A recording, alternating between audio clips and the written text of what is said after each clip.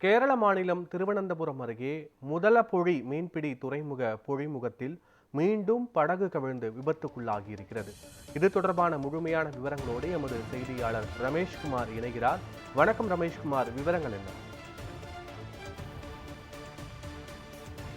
பத்மநாபன், கேரள மாநிலம் திருவனந்தபுரம் அருகே மீன்பிடி துறைமுக பொழிமுகத்தில் தொடர்ச்சியாக படகுகள் என்பது கவிழ்ந்து விபத்து என்பது ஏற்பட்டு வருகிறது. இதனால் நாளுக்கு நாள் உயிரிழப்புகளும் அதிகரித்து வருகின்றன.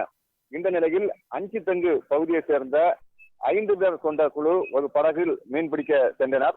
ஆனால் ஆழ்கடலில் மீன்பிடித்து விட்டு துறைமுக பொழிமுகம் வழியாக உள்ளே வர முயலும் போது அந்த கடல் அலை காரணமாக தொடர்ச்சியாக அந்த படகு கவிழ்ந்து விபத்து ஏற்பட்டது.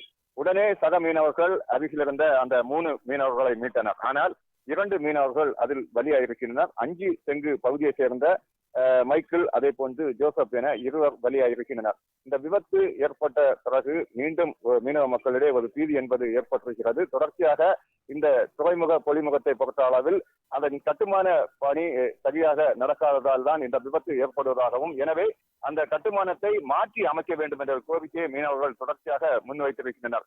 இருப்பினும் அந்த கட்டமைப்பை மாற்றாத நிலையில் மீண்டும் துறைமுக பொழிமுகத்தில் தொடர்ச்சியாக விபத்து என்பது ஏற்பட்டு வருகிறது.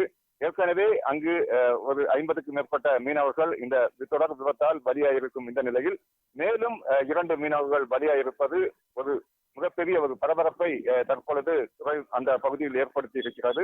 எனவே உடனே இந்த துறைமுகத்தை மறுகட்டமைப்பு செய்ய வேண்டும், மேலும் விபத்து ஏற்படாதவாறு அரசு பாதுகாக்க வேண்டும் என்ற கோரிக்கையை மீனவர்கள் முன்வைத்திருக்கின்றனர். பத்மநாபன், முழுமையான விவரங்களுக்கு நன்றி ரமேஷ்குமார்.